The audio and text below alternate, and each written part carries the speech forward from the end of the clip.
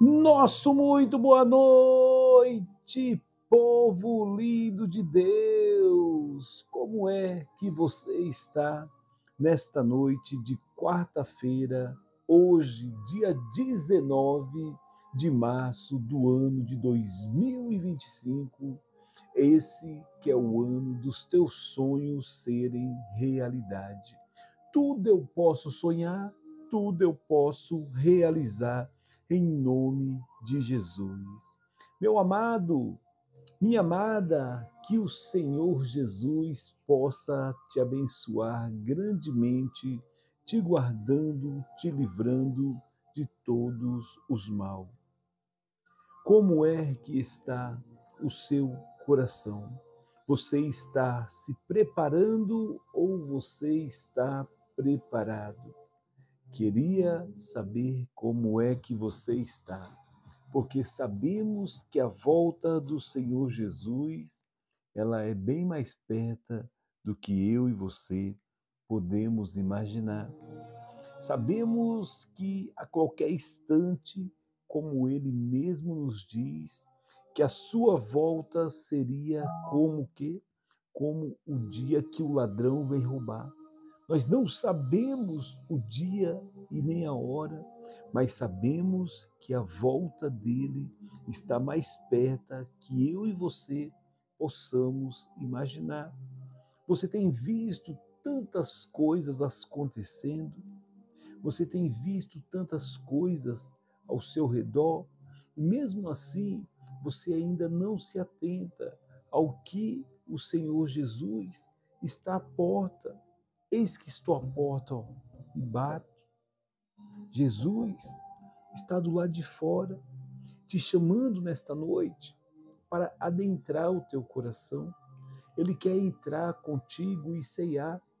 Apocalipse nos diz: eis que estou à porta e bato.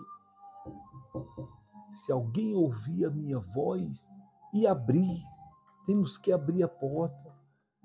Abrir a porta, certamente o Senhor Jesus, ele vai entrar e irá ceiar contigo. Mas para isso, é preciso que você abra, meu irmão, minha irmã, o seu coração. Abra a sua Bíblia hoje, lá no livro de 2 Coríntios, capítulo 7, que nos diz assim. 2 Coríntios 7. Coríntios não, Coríntios. Tendo, portanto, amados, essa promessa, purifique-nos de toda a imundícia da carne e do espírito, aperfeiçoando a santidade no temor de Deus. Você se lembra da onde foi que o Senhor Jesus te tirou? Você se lembra em outros tempos como é que sua vida estava? Você tem olhado para dentro de você e visto a maravilha que Deus fez? Você tem observado, meu amigo, minha amiga, o Senhor Jesus, através do apóstolo Paulo, está dizendo: meu amado, minha amada, esta era uma forma carinhosa que o apóstolo Paulo tinha para os seus cristãos, as igrejas, quando ele mandava as cartas. E ele nos ensina aqui, ó, expressão amada, e amada é a declaração forte do afeto que Paulo tinha para estes cristãos, apesar das lágrimas que lhe causaram. Purifique-nos não é uma referência ao batismo do cristão, que aqui pede para nós purificarmos. Então não é a referência do batismo, olha só o que é. E sim a purificação espiritual diária que os crentes devem experimentar, aperfeiçoando a santidade, indica o crescimento e a santidade não é opcional. O cristão deve tornar o mais maduro semelhante a Cristo que pode nesta vida, mas nesta obra só serão de fato concluídas no dia de Cristo, sobre o temor de Deus. E se nós voltarmos um pouquinho para trás aqui, em 2 Coríntios 5:11 nos diz assim: conhecendo, portanto, o temor do Senhor, persuadimos os homens, mas somos manifesto a Deus. E eu confio também que somos feito manifesto da vossa consciência. Portanto, não nos recomendamos novamente a vós, mas damos vós a ocasião de vos glorificar de nós, para que tenhas que responder que se glorie na aparência e não no coração. O temor de Deus é uma referência a respeito do cristão como juiz das obras dos cristãos. Temos provenientes da sabedoria. O temor de Deus não deve ser esquecido pelos cristãos. Os coríntios precisavam se lembrar deste temor em temor da maneira que tratava o apóstolo de Cristo. As intercessões de Paulo eram puras, tanto os diários do Senhor que temiam, como diante o povo a qual servia. Mas vamos voltar lá no 7, Coríntios 7, que nos diz a alegria de Paulo. Recebeis a nenhum homem injustiçamos, a nenhum homem compreendemos, a necessidade nenhuma defraudamos. Eu não vos falo isto para a vossa condenação. Paulo está nos advertindo que o que nós fizemos de errado no passado, aquilo que vivemos em outro tempo, não foi para a nossa condenação, que nós fomos advertidos, que nós fomos alertados, não, foi para que nós viéssemos ter hoje o que eu e você temos, que é temor a Deus. E o apóstolo Paulo, quando escreve as suas cartas para Coríntios, está nos dizendo que ele era por expressamente o quê? Respeitado pelos cristãos da época, porque Paulo fazia com alegria, Paulo fazia com muita satisfação. E é isto que eu e você precisamos fazer, levar as boas novas do Evangelho com uma ótima alegria, com satisfação, e não como um peso por nos tornar o quê? Cristão. O cristão não pode mais fazer aquilo, não pode fazer isso, não pode fazer aquilo. Parece que ser crente é coisa chata, parece que ser cristão é coisa de chato. Nós não podemos fazer nada, pelo contrário, meu amado, você pode fazer tudo. Você não vai voltar a praticar as velhas obras da carne, que aí Deus não quer isso para mim, para a sua vida não. E diz mais,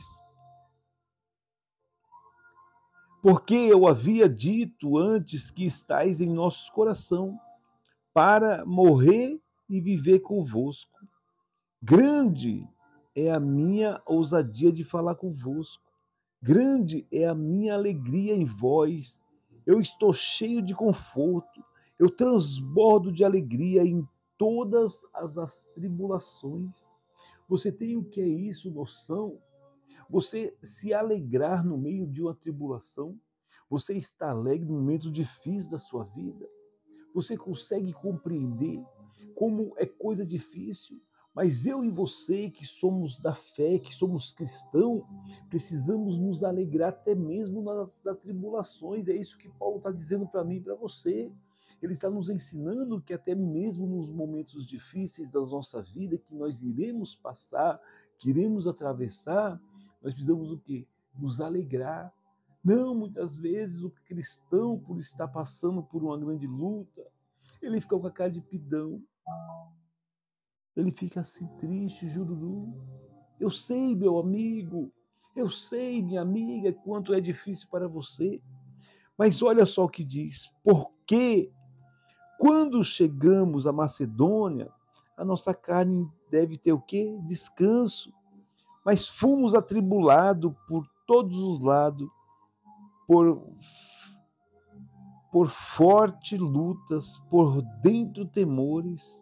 Mas Deus, quem consolava, quem estava abatido, não confrontou a vida de Tito, eu, não somente por minha vinda, mas também pela consolação que foi confortado de vós, confortando os vossos desejos sinceros, os vossos prantos, as vossas mentes fervorosas por mim, de maneira que regozije o quê? Muito. Vocês observam que os falsos apóstolos daquela época persuadiram alguns dos coríntios de que Paulo era o que? Prejudicial, que Paulo fazia mal para eles. Causaram-lhe o quê? Dano.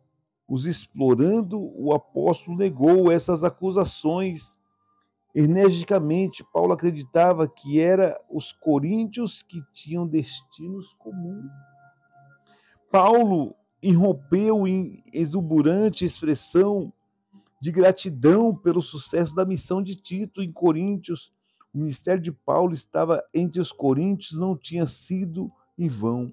No final, provou ter sido bem-sucedido. Esta missão que o Senhor nos chamou vai ser bem-sucedido. Esse teu ministério, meu amigo, vai ser uma bênção de Deus, porque foi o Senhor quem chamou. Sobre Macedônia, ele volta a narrar em suas viagens, havia plantado igrejas em Filipos, Tessalonicenses, cidades provenientes da Macedônia. Suas lutas e temores não eram apenas por causa da expressão diária do ministério, mas principalmente pela angústia quando ao estado dos cristãos de Coríntios. Ele ficou muito o quê?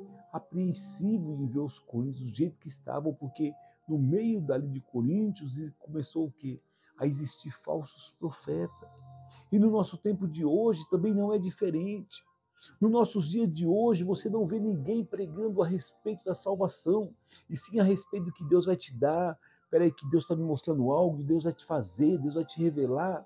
Meu amigo, minha amiga, os falsos profetas estão aí também. Creia você ou não, mas já estão aí. E o apóstolo Paulo disse que estava transbordando de alegria, mesmo com tantas lutas, com tantas dificuldades. E é isto que eu e você precisamos fazer. Não importa a circunstância, o que importa é que Deus está vendo entre mim e você, em nome do Senhor Jesus. Feche seus olhos nesta noite, vamos agradecer a Deus por mais esta palavra abençoada. Nosso Deus e nosso Pai, Deus de maravilha, Deus do impossível. Meu Pai, nesta noite, Senhor, eu quero abençoar a vida desse meu irmão, dessa minha irmã que nos assiste neste momento. Quero, meu Pai, que viemos ser, meu Pai, como Paulo, o apóstolo Paulo. Ali mesmo, diante das perseguições, das acusações, dos falsos profetas daquela cidade, Macedônia, Pai, o apóstolo Paulo se alegrou e disse que o coração dele estava transbordando de alegria. E quantas vezes as nossas lutas têm sido tão pequenas e nós já se entristecemos, achando que é o fim, achamos que não tem jeito. Mas venha, meu Pai, nesta noite com teu refrigério, com teu socorro. Venha nos ajudar, venha nos fortalecer, porque nós cremos, meu Pai. Nós cremos no teu poder, nós cremos que o Senhor ainda é o mesmo de ontem, de hoje, de sempre. O Senhor é o mesmo que faz o milagre, meu Pai, que transforma, que restaura, que nos tirou, meu Pai, daquele pecado de lamaçal que em outro tempo nós vivíamos. Talvez as pessoas olham para nós, pastores, presbíteros, bispos, e não têm noção quem era nós antigamente. E é por isso que nós te glorificamos, é por isso que nós exaltamos o teu nome, porque no lugar de vergonha o Senhor deu dupla honra, no lugar de humilhação o Senhor nos exaltou. Meu Pai, que o Senhor venha fazer com este meu irmão, esta minha irmã também, nesta noite. Dê dupla honra para ela, meu Pai. Toca no coração, ajuda ela, fortalece. É o que eu te peço. E desde já, Senhor, eu te agradeço. Em nome do Pai, do Filho e do Espírito Santo. Amém. Amém, meus queridos. Que Deus te abençoe grandemente nesta noite, te protegendo, te livrando de todo mal. Porque se Deus é por nós, quem será contra nós? Agindo Deus, quem impedirá? Estenda suas mãos assim. Que o grande amor do Pai, a comunhão do Espírito Santo não esteja somente hoje, mas para todos sempre. E você que crê, diga amém. Amém, meus amados. Deus abençoe. Um beijo no coração. Dá um abraço aqui em mim antes de você partir. Seja abençoado em nome de Jesus. Nunca maltrate alguém quando você estiver subindo, porque um dia poderá encontrar quando estiver descendo. Beijo no coração, saúde e paz. Fique todos na paz do Senhor Jesus.